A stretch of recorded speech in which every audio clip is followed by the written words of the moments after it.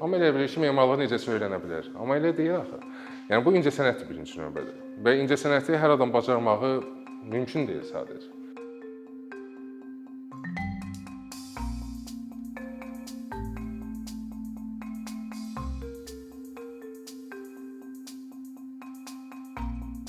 Kifayət qədər maraqlı mövzudur, boşluqları çox olan mövzudur və son dövrlərdə tələbat yaranan mövzudur. Nəyə görə tələbat yaranıb? Çünki Azərbaycanda hal-hazırda çoxsaylı tikintilər gedir. Çoxlu layihələr var və olacaq, amma kadr çatışmazlığı var. Və bunun əlbəttə kökü gedib dayanır təhsilə. Və təhsil dedikdə elə ilk slaydda gördüyünüz bax bu qarışıq eskiz ki var, doğrudan da bu mövzu çox qarışıq, kifayət qədər qarışıq mövzudur.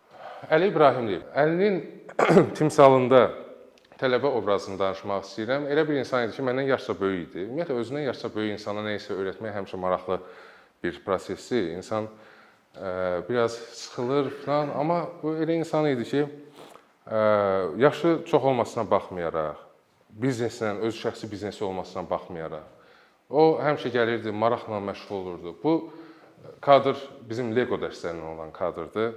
Lego ilə maraqlı formalar hazırlayırdı. Çox həvəslə yanaşırdı. Təəssüf ki, bu həvəsi hətta universitet tələbələrində görmürəm, amma Əlinin timsalında istəyərdim ki, hamıda o həvəs, o şücaət olsun öyrənməyə qarşı. Təəssüf ki, Əli indi aramızda yoxdur və ona görə də bu çıxışı məhz Əliyə həsr etmək istəyirəm. Təhsil ocaqları. Hansı təhsil ocaqları var ölkəmizdə? Hansı ki, memarlıq ixtisası verirlər?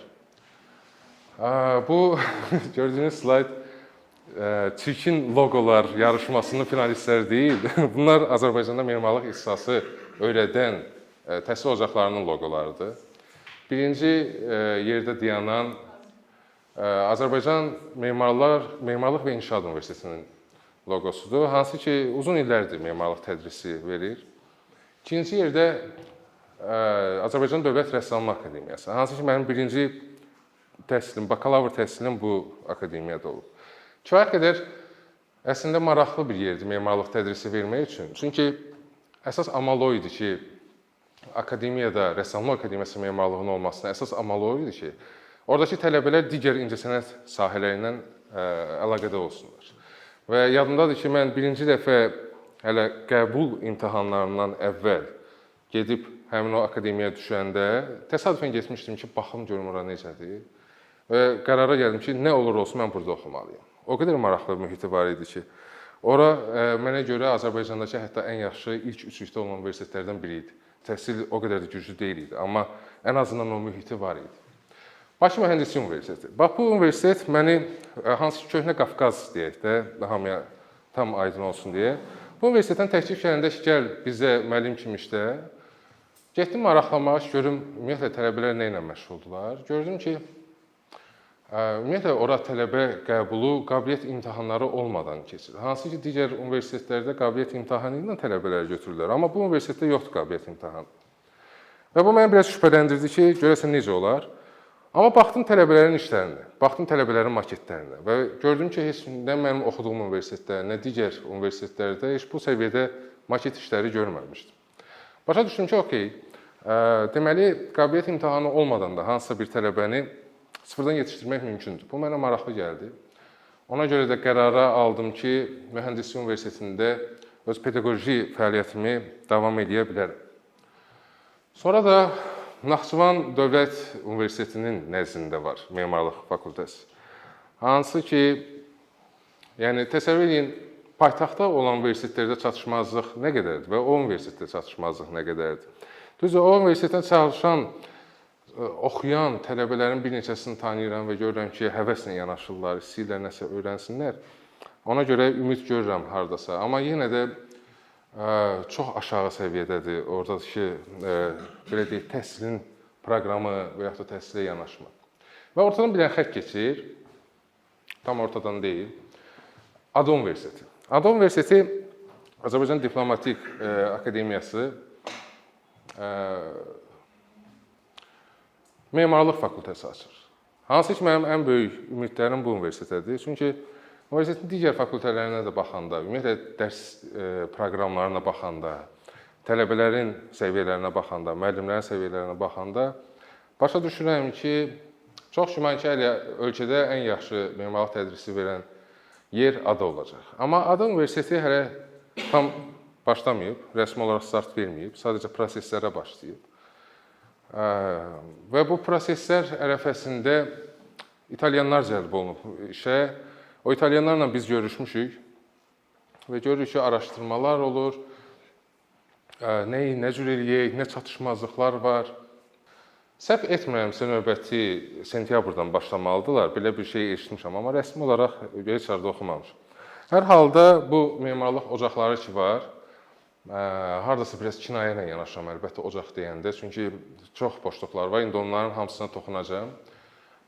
Ümid edirəm ki, ADA hamısında olan o boşluqları doldurmağa qadir olacaq. Birinci mərhələ nədir? Ümumiyyətlə, təhsil proqramının hazırlanması. Yəni, memarlıq təhsili vermək istəyirsənsə, bu proqram hazırlanmalıdır. O proqram elə bir formada olmalıdır ki, həm bəşəri memarlığı əks etdirsin, həm lokal memarlığı əks etdirsin. Əks halda harasa bir istinad olmayacaq. Və bu yolda nümunələr göstərmək istəyərdim. Onlardan əvvəl bir də məqama toxunum. 2 dənə kitab tövsiyə edəcəm. Hansı ki, memarlıq üzrə oxuyursunuzsa, mütləq bu kitablar kitabxananızda olsun. Hansı ki, birinin adı Memarlıq məktəbində öyrəndiyim 101 şey. Maraqlı kitabdır, maraqlı mövzulara toxunur. Amma çox balaca kitabdır. Və dizayn məktəbində öyrədilməyənlər. Bu kitablar memarlıq üzrə oxuyan tələbələrə mənim tövsiyəmdir, mütləq onu vərəqləsinlər. Yəni, Azərbaycanda oxuyan tələbələr yəqin ki, bu birinci kitab ki var, 101, memarlıq məktəbində oxuduğum 101 şey, yəqin ki, onların 90%-ni heç bilməyəcəklər. Necə ki, mən də elə idim. Mən həmin vaxtı bakalavrı bitirəndə o kitab keçmişlərimə baxırdım ki, mən bunların heç birisini bilmirəm. Çoxsunu bilmirəm də, belə deyək. Heç birisi deyil, amma çoxsunu bilmirəm. Yəni, öyrəniləsi məqamlar burada çoxdur. İkinci bir nümunə deyərdim ki, memarlıq məktəbinin, memarlıq yox, incəsənət məktəbi Bauhaus 19-33-cü illər aralığında fəaliyyət göstərən Almaniyada olan bir incəsənət məktəbidir. Bu məktəb dünyanı dəyişdi, demək olar hardasa. Biraz mübahisəli mövzudur, amma hər halda dəyişdi. Çünki elə bir yeni bir şey gətirdi ki, dünyaya, yeni bir baxış bucağı gətirdi ki, ondan sonraki inkişaf edən incəsənətlər mütləq ki, ondan necəsə bəhrələndi. Və oradan çıxan memarlar, oradan çıxan rəssamlar, heykəltaraşlar, onların işləri, onların yanaşması, yeni dünyanın, belə deyək, təməlini qoymağa başlayırdı.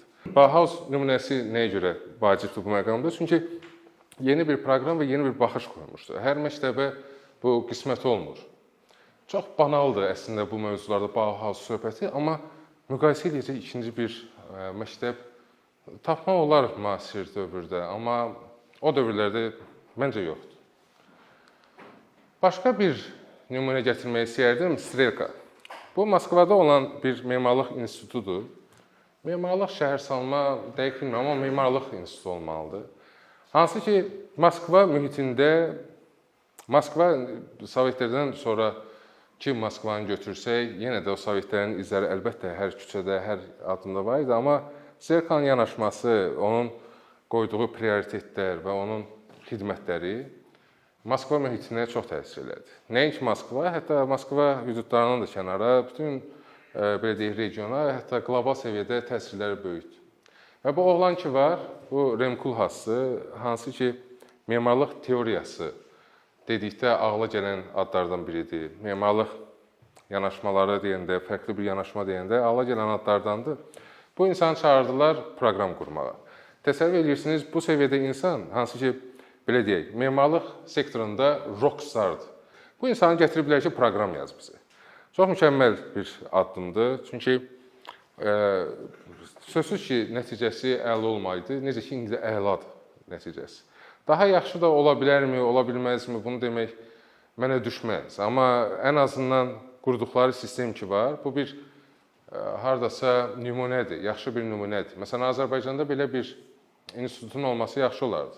Deməli, bunlar nə edirlər? Bunlar götürürlər, tələbələr yetişdirirlər və həm də bir araşdırma institutu kimi fəaliyyət göstərirlər. Təsəvvür edin, ölkədə belə bir institut var və gedib deyirsən ki, mənə hər hansısa bir mövzuda yeni bir şey yaratmaq lazımdır. Bunlar araşdırmalar edəcəklər, analizlər aparacaqlar və çox yaxşı bir məruzə verəcəklər ki, hansı formada necə yanaşmaq olar.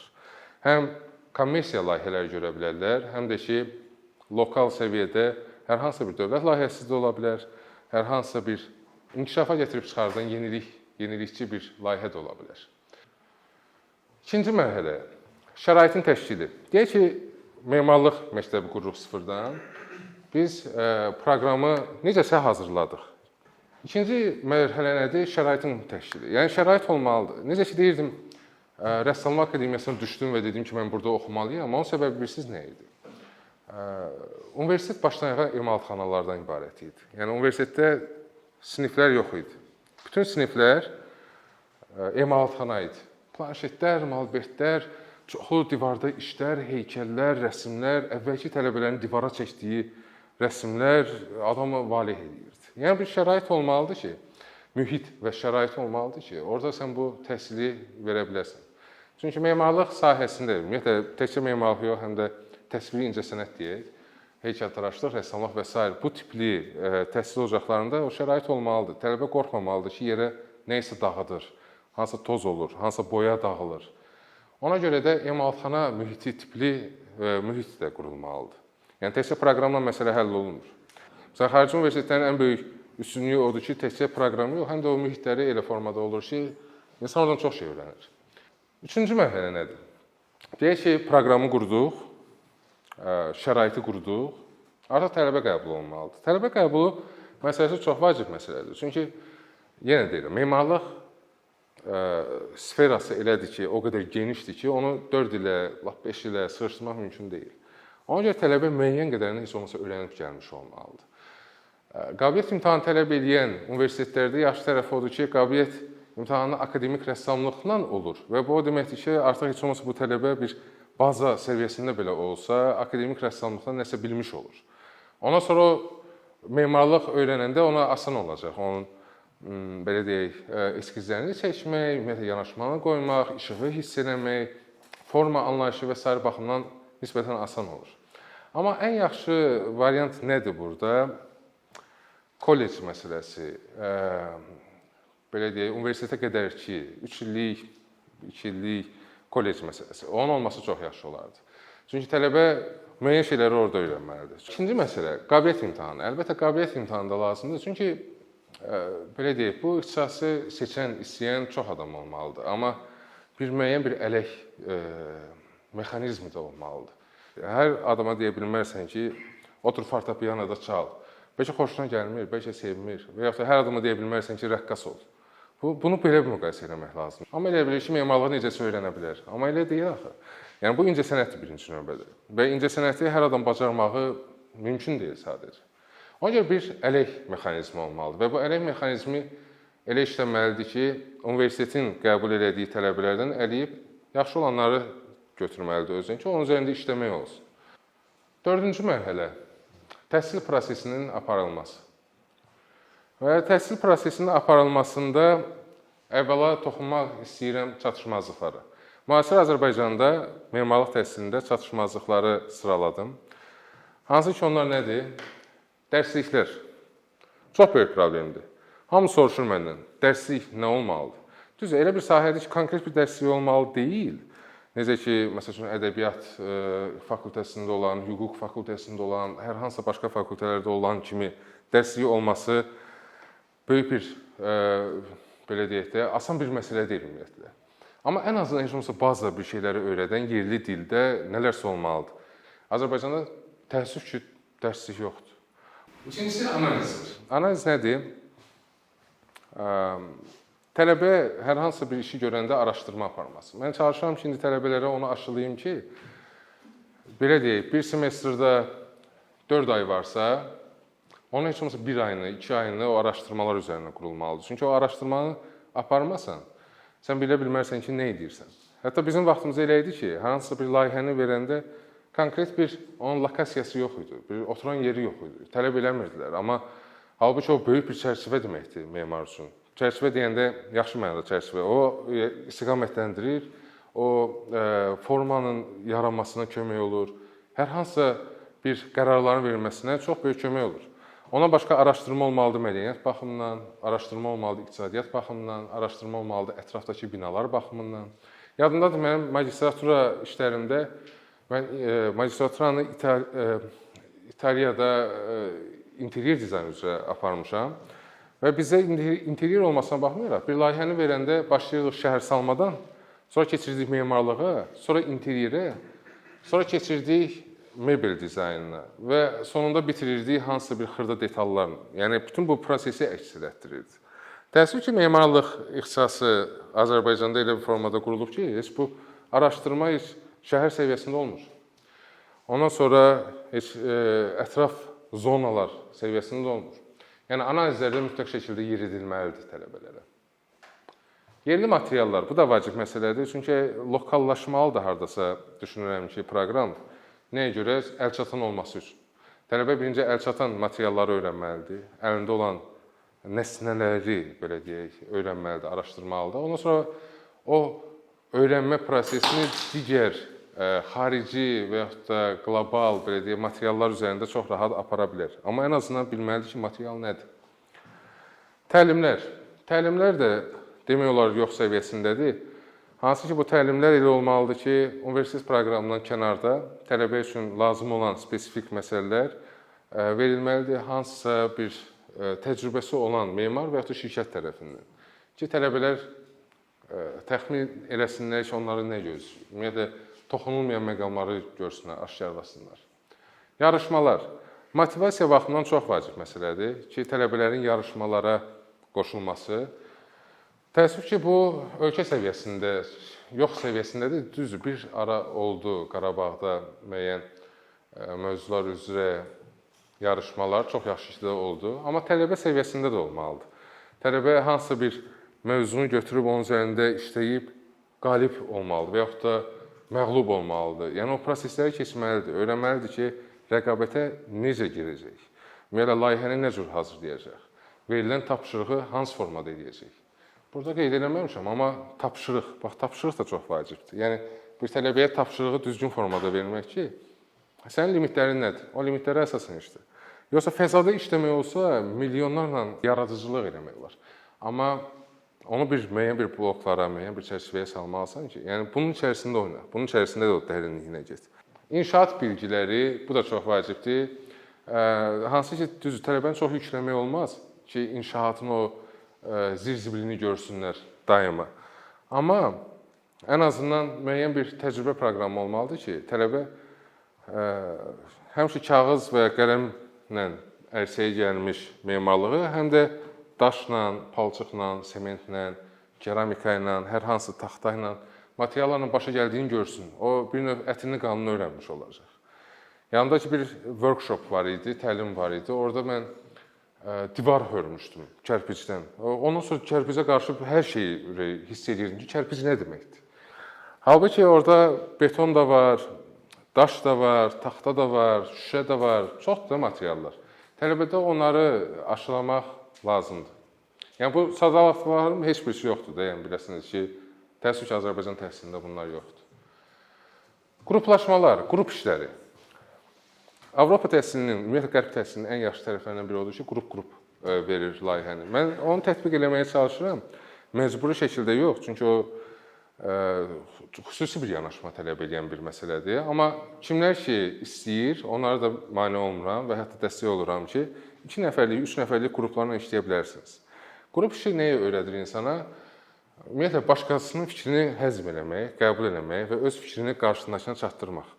Yanımda ki, mən birinci dəfə qrup işi işləyəndə, magistratura təhsilimdə fail olmuşdu. Yəni ki, darmadağın olmuşdu. Çünki bacarmırdım, Azərbaycandan gəlmişdim, heç vaxt qrup işi görməmişdim. Yəni, biraz eqom bəlkə ona mane olmuşdu, biraz yanaşmam sərt idi bəlkə. Başa düşdüm ki, bu məndə çox böyük bir minusdur və sonraki tapşırıqlarda o minusu gördüm ki, yavaş-yavaş düzəltmək olur. Kiçik tapşırıqlar, bu da çox vacibdir. Bir dəfə ayıldım, baxdım ki, 4 il oxumuşam Memarlıq Fakültəsində və neçə dənə layihəm var. Hər semestr bir tapşırıq edirdik. Cəmi 4-cü kurs ümumiyyətlə bir dənə diplom işi idi. Cəmi 7 dənə layihə. 7 dənə layihə kimsə işləyib universitet tərkibində deyə bilməz ki, mən memarlığa hazıram. Mümkün deyil. Ona görə kiçik, xırda tapşırıqların olması vacibdir. Buna rus dilində klauzura deyirlər. Çox maraqlı bir məşqdir, memarlıq məşqidir. Hərdən mən tələbələrimə verirdim, düzdür, biraz axır vaxtlar unutmuşam, yadıma salın, klauzura verəcəm.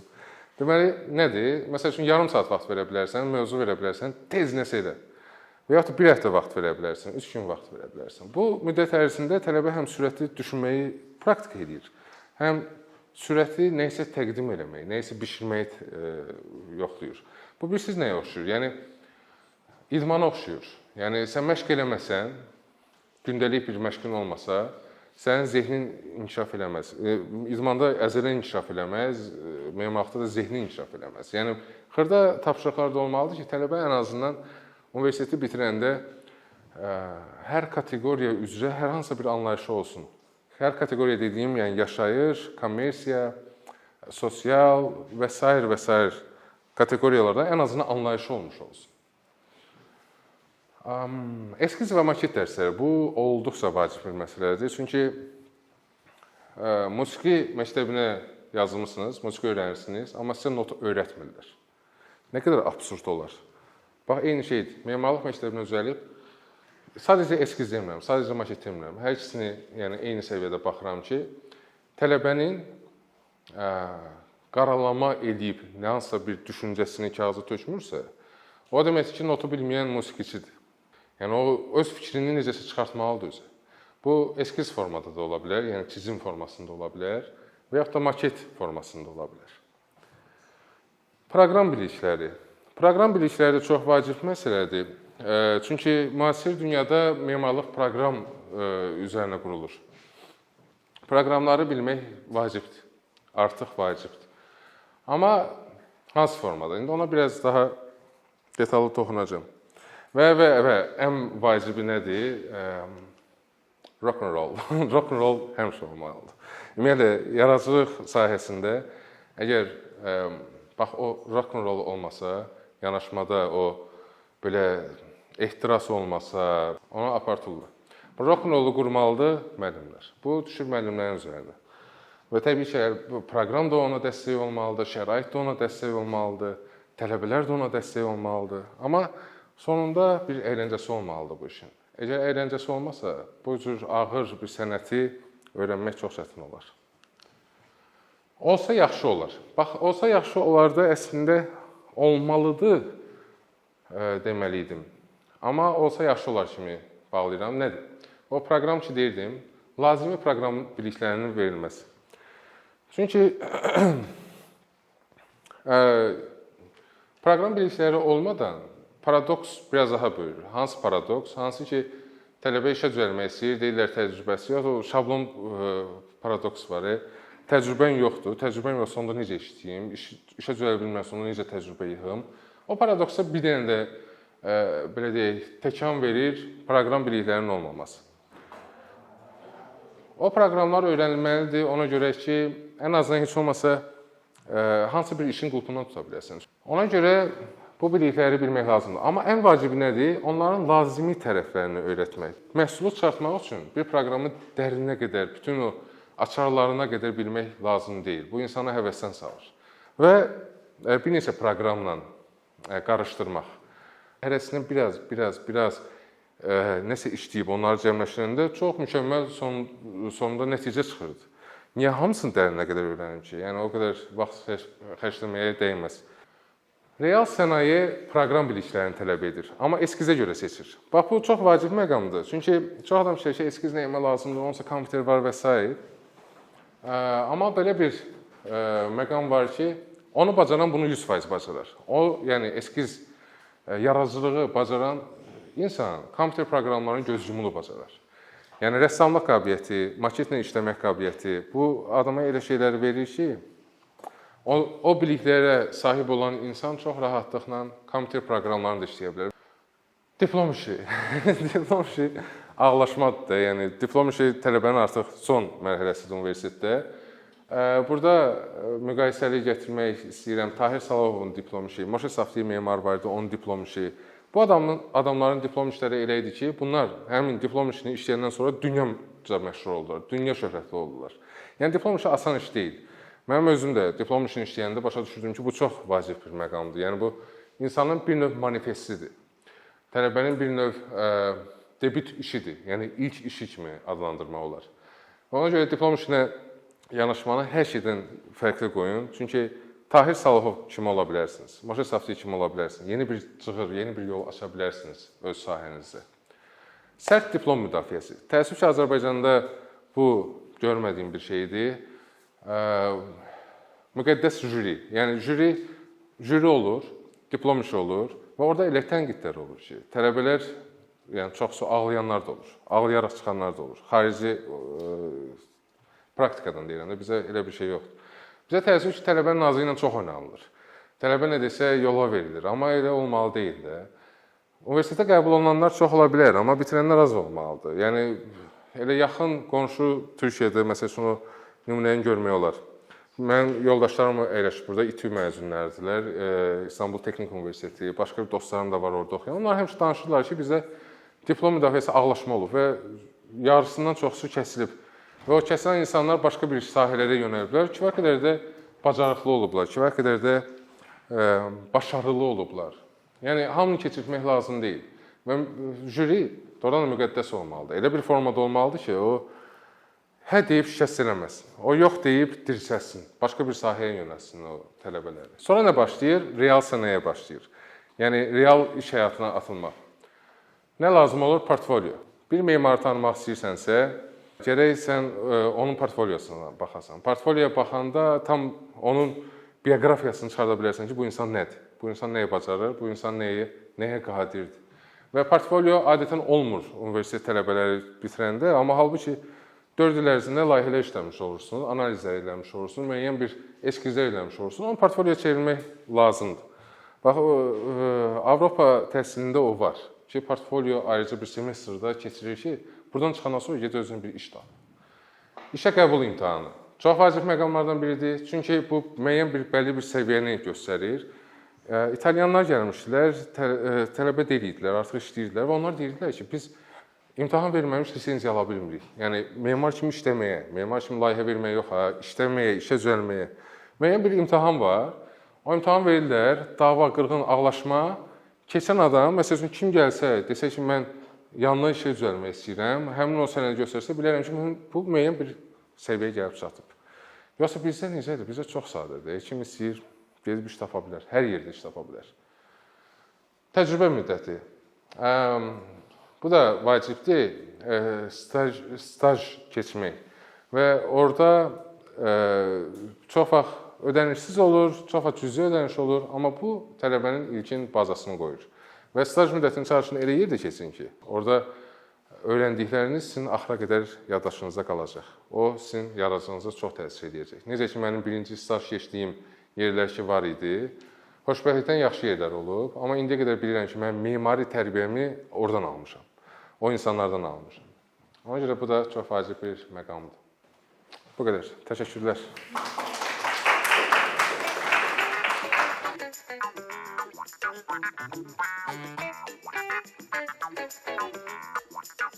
Thank you.